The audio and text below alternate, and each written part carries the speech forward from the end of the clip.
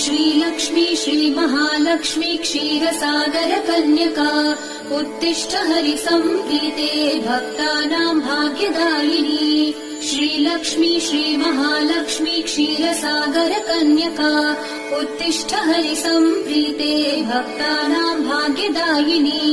उत्तिष्ठोत्तिष्ठ श्रीलक्ष्मी विष्णुवक्षस्थलालये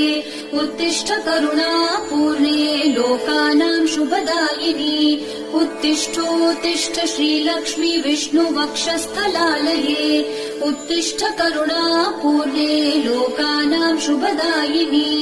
श्रीपद्ममध्यवसिते वरपद्मनेत्रे श्रीपद्महस्तचिरपूजित पद्मपादे श्रीपद्मजात जननी शुभपद्मवक्त्रे श्रीलक्ष्मी भक्तवरदे तव सुप्रभातम्।